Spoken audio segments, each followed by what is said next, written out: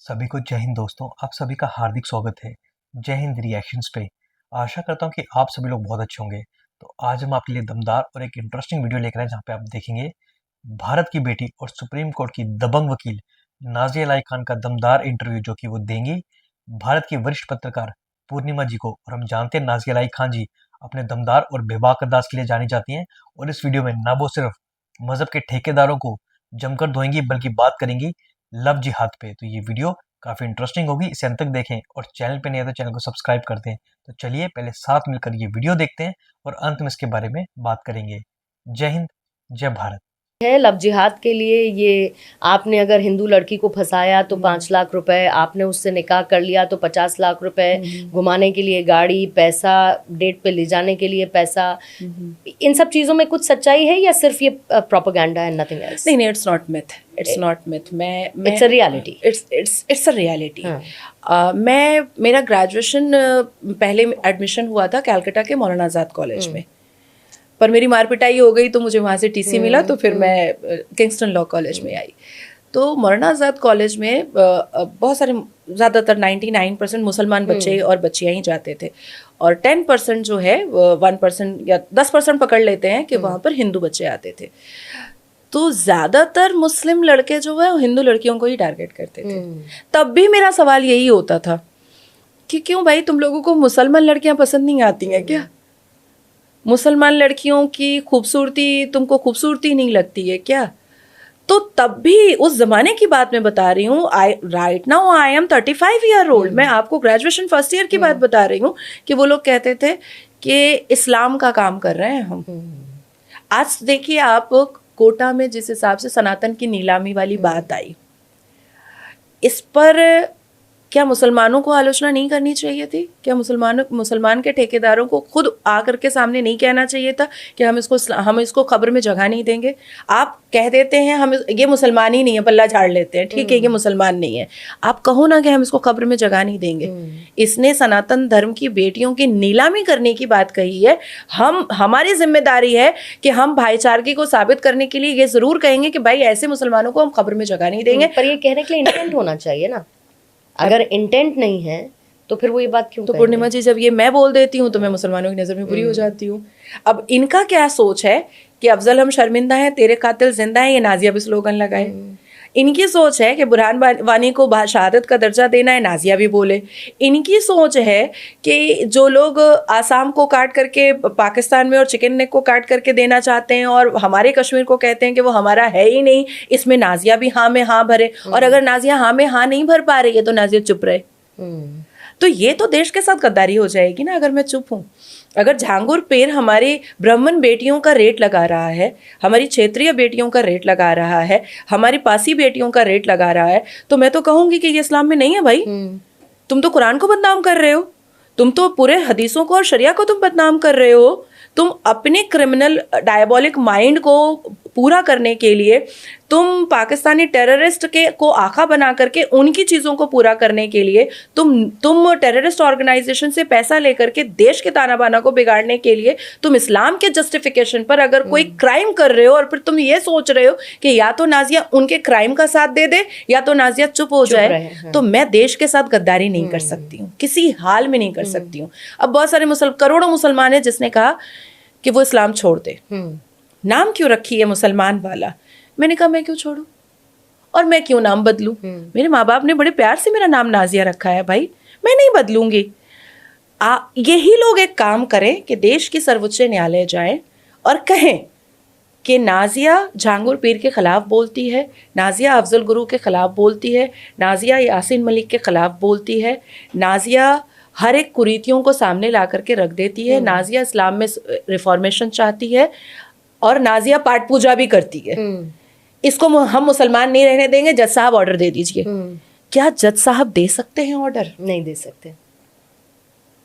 क्या जज साहब मुझे डॉक पे बुला करके देश की सर्वोच्च न्यायालय के चीफ जस्टिस ऑफ भारत ये पूछ सकते हैं कि आपने इतना बड़ा क्राइम कैसे कर दिया कि आप मुसलमान हो करके आपने रुद्राक्ष पहन लिया, आपने शिव की भक्ति कर ली, आपने परिक्रमा कर लिया, आपने 5 घंटे हवन कर लिए? पूछ सकते हैं क्या?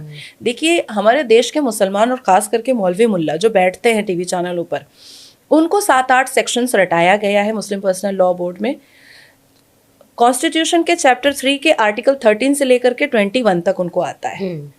आप उनसे 28 बस उतना ही, हाँ, क्योंकि उतना ही उनके मतलब का है। आप उनसे अच्छा सेक्शन चैप्टर 13 के आर्टिकल 13 से 21 तक में आप सब क्लॉज पूछ लीजिए,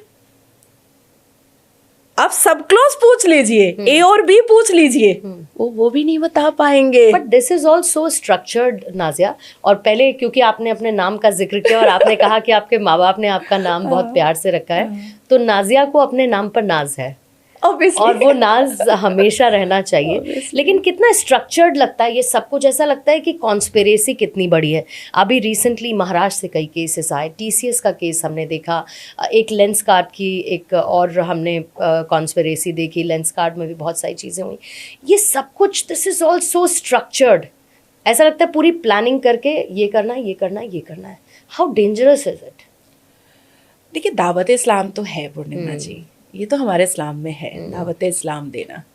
उसके बाद फिर अलतकैया भी है, फिर दाई भी है, उसके बाद फिर जिहाद भी है। और हालिया में महमूद मदनी जो all India Muslim personal law board के, उन्होंने खड़े होकर कहा कि जब जब मुसलमानों पे जुल्म होगा तब तब जिहाद होगा। अब देखिए, लेंस कार्ड आलोचना और क्रिटिसिज्म का सामना मुझे करना पड़ा, और कुछ पॉडकास्ट वाली ने तो मुझे खुद बैठा करके उसको चलाया और रिंग बना दिया। आप पब्लिक को रिंग बना रहे हो जो बच्चा गोद में लिया हुआ है। Don't you have any shame? आप किसको वायरल कर रहे हो? मैं कह रही हूँ कि मेरे साथ सिर्फ 2 लोग गए थे, पुलिस वेरिफिकेशन हो चुका है, सारी बातें क्लियर हो चुकी है। आप उस वीडियो को उठा करके, एक आदमी बच्चा गोद में लिया हुआ है, आप उसको रिंग बना के दिखा रहे हो कि ये नाजिया के साथ गया था। अब वो आपके ऊपर केस करते तब आपका क्या हाल होगा? कैसे जवाब दीजिएगा आप? तो मुझे ऐसा लगता है ना कि एक जो नैरेटिव जो फैलाया जाता है ना कि अच्छा ये सारी चीजों का राज खोल रही है, चलो इसी को किसी ना किसी तरीके से बैन करवा देते हैं। लेकिन आप भी तो झंडा बरदार बनती हैं। जब मैंने देखा लेंस कार्ड आप पहुंची, मतलब कोई और नहीं था पर नाजिया थी पहले।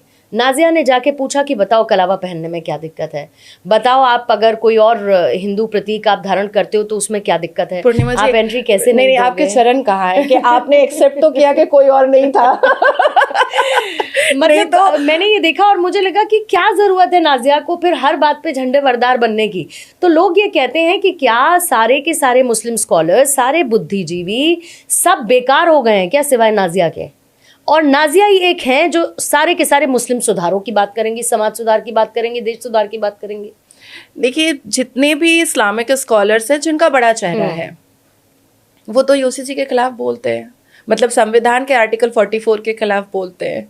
हिजाब को के खिलाफ हम लोग बात करते हैं तो वो आके कहते हैं हिजाब पहनो। जबकि जितने भी मुस्लिम एंकर्स हैं वो आपकी तरह कपड़े में आती हैं, और वो मौलानाओं के पक्ष में बहुत बात करती हैं, मतलब एक्सट्रीम लेवल पे बात करती हैं, पूरा इस्लाम का झंडा बुलंद करती हैं खड़े हो करके। मैं तो काफी मुस्लिम एंकर्स के साथ बैठती हूँ, एकाकी हैं जो बहुत न्यूट्रल बात करती हैं, अदरवाइज। लेकिन एंकर तो फिर एंकर है ना, लेकिन वो हिंदू एंकर या मुस्लिम एंकर नहीं हो सकता। लेकिन मैं अभी नाम नहीं लेना चाह रही हूँ, ठीक है। लेकिन मैं कह रही हूँ कि जो भी एक एंकर बैठता है या जो भी पत्रकार है, फिर वो पत्रकार है, लेकिन वो हिंदू पत्रकार या मुस्लिम पत्रकार नहीं। लेकिन उनके जो नरेशन आते हैं, फिर मैं उनसे पूछ लेती हूँ, फिर मैं उनसे ही पूछ लेती हूँ कि ये जो लिबास आपने पहना हुआ है, आपके ही इसी डिबेट में जो पैनलिस्ट में आपने इस्लामिक स्कॉलर बुलाया है, आप इनसे पूछिए कि ये शरई तौर से ठीक है कि नहीं है, ये इस्लामिक तौर से ठीक है कि नहीं है। नहीं, मैं क्यों पूछूं? नहीं, आप पूछिए ना। आप मैं कह रही हूँ कि हम अपनी आइडेंटिफिकेशन हिजाब में क्यों छुपाएंगे? और सूरह अल-नूर का जो हवाला दिया जाता है कुरान में, उसमें जिल्बाब है। जिल्बाब इज एन अरबिक वर्ड और उसका अर्थ निकलता है लूजर आउटफिट। तो लूजर आउटफिट तो ठीक है, बहुत अच्छी बात है, पहनिए जिसको जो। और वैसे देखिए, समाज इतना आगे बढ़ चुका है कि किसी पे जजमेंटल होना ही नहीं चाहिए। एक सवाल आपने किया है कि हर बात में नाजिया ही क्यों बोलती, कोई बोलने आता ही नहीं है, तो मुझे लगता है मुझे तो बोलना चाहिए। इसीलिए तो सारे उलेमाओं को और सारे स्कॉलर्स को फिर दिक्कत होती है ना आपसे। आई डोंट माइंड, अल्टीमेटली उनको आना तो पड़ेगा देश के कानून के सामने ही। You have started enjoying the heat. नहीं, मैं एंजॉय नहीं, मैं मजबूर हो गई हूँ। अब क्या है ना, मुझे बर्दाश्त करने की आदत हो गई है। मैंने इंस्टेंट ट्रिपल तलाक पर आवाज उठाया था when I was only 13 year old. मैंने सोशल वर्क स्टार्ट किया था अपनी अपनी उम्र में, जब मैं सिर्फ और सिर्फ 17-18 साल की थी, क्योंकि बहुत कम एज में मैं विडो हुई। तो उसके बाद मुझे लगा कि मुझे कुछ तो करना चाहिए। तो उस जमाने में मैंने सोशल वर्क स्टार्ट किया। मैंने कई, पश्चिम बंगाल में आप पता कीजिएगा, फुरफुरा शरीफ में जा करके मदरसों में और कहाँ कहाँ जा करके मैं कंप्यूटर दिया करती थी। पर अगर आज मैं आपकी पहचान से एंटी मुस्लिम नैरेटिव हटा दूं, फॉर एग्जाम्पल, जो आपको कोट किया जाता है, तब आपकी आइडेंटिटी कुछ बचेगी? हाँ बिल्कुल। क्या है वो आइडेंटिटी, अगर मैं इन सारे विवादों को किनारे कर दूं? A constitutional female, a best constitutional female. और मुझे लगता है कि अगर मुसलमानों को ऐसा लगता है कि मैं एंटी मुस्लिम हूँ, तो बाकी लोगों से ज्यादा तो वही रील काट काट के चलाते हैं। अभी मैं और आप पॉडकास्ट कर रहे हैं, सबसे ज्यादा रील वही चलाएंगे। मेरे तो सबसे बड़े फॉलोअर वही हैं। फैन फॉलोइंग, उनको क्लिप काटने के बाद वो अपने सोशल मीडिया पे डालते हैं, मेरी वजह से वो पैसे कमाते हैं और फिर मुझे ही गाली परोसते हैं। तो मैं एंटी मुस्लिम नहीं अच्छा, हूँ। लेकिन जितनी भी मुसलमान बातें करते हैं वो सारी की सारी चीजें कुरान में है। कुरान की आयतों में बहुत सारी चीजें लिखी हुई हैं। मैं कह रही हूँ, बदलते समाज में आपको लगता है कि उनकी भी नए तरीके से व्याख्या करनी जरूरी है? Because the world is changing, India is changing, modern world में आज की डेट में हमें, तो इसमें हम आधुनिकीपन नहीं ला सकते, मॉडर्नाइजेशन नहीं ला सकते। पूर्णिमा जी, यही तो मैं भी कह रही हूँ ना, यही तो मैं भी कह रही हूँ। जैसे कुरान में हूर की बात है, ऑब्वियसली हूर की बात है, और वो चश्मे, नहरें और गजाएं और फल फ्रूट की भी बात है। 72 वर्जिन हूरों की बात नहीं है कुरान में, ये इंटरप्रिटेशन है। और इस नरेशन पर यहाँ तो सारा ब्रेन वॉश है कि 72 हूरें मिलेंगी, और वो भी उसमें एक वर्ड लगाया जाता है, डेफेमेटरी, वर्जिन। मतलब कितनी गंदी बात है ये जो आप लगा रहे हो वर्ड। और इसी पर ये सबको टेररिस्ट बनाया जाता है कि तुम यहाँ अगर फटफुट भी जाओगे, लेकिन वहां तुमको 72 वर्जिन हूरें मिल जाएंगी। मैं मुसलमानों से पूछना चाहती हूँ कि कुरान पढ़ लो, क्यों इस्लाम बदनाम कर रहे हो? तुम कुरान पढ़ो ना। क्या कुरान में कहीं पर लिखा हुआ है कि तुमको 72 वर्जिन हूरें मिलेंगी? अच्छे अमाल करोगे तो जन्नत में हूरें मिलेंगी, अच्छा इंसाफ करोगे तो जन्नत में हूरें मिलेंगी, अच्छी बातें करोगे तो जन्नत में हूरें मिलेंगी। पर हूरें क्यों मिलेंगी? चलिए ठीक है, मिल भी जाए, इसी बहाने कम से कम अच्छे काम मतलब तो कर ले। मेरी अंडरस्टैंडिंग से थोड़ा सा बाहर है, इसीलिए बेसिकली कई बातें आप एक्सेप्ट नहीं कर पाते। मतलब मैं ये कह रही हूँ कि हम अच्छे कर्म करेंगे तो हमारा ऊपर हिसाब अच्छा होगा, हमें स्वर्ग में जगह मिलेगी, हमें नरक में नहीं जगह मिलेगी, ये मुझे समझ देखिए में आता पूर्णिमा है। जी, लेकिन मुसलमानों में अच्छा काम करोगे तो 72 हूरें क्यों मिलेंगी? मतलब जीवन का अंतिम सच हूरें हैं क्या? उसके अलावा कुछ नहीं है? देखिए फिर मेरे जुबान काटने का रेट लग जाएगा, फिर गला काटने का रेट लग जाएगा। देखिए मैं तो इसको मानती ही नहीं हूँ, मैं तो कर्मा बिलीवर हूँ, बहुत स्ट्रॉन्ग कर्मा बिलीवर हूँ। अगर मैं अच्छा कर रही हूँ, मुझे पता है मेरा एक बच्चा बहुत अच्छे से जिंदगी बिताएगा, मैं यही समझती हूँ। लेकिन ये हूरों का कॉन्सेप्ट मुझे खुद मिथ लगता है। चाहे वो स्वर्ग का कॉन्सेप्ट हो या नर्क का कॉन्सेप्ट हो सनातन में, चाहे वो मुसलमान में जन्नत और जहन्नम का कॉन्सेप्ट हो, मुझे ये मिथ लगता है।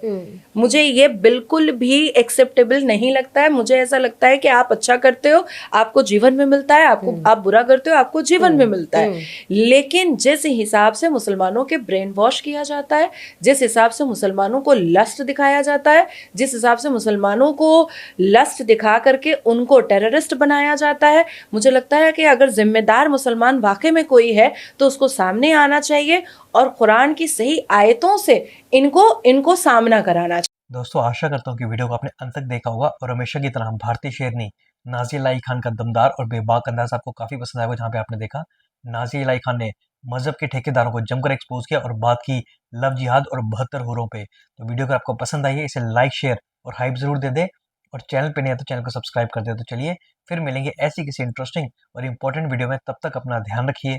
जय हिंद, जय भारत।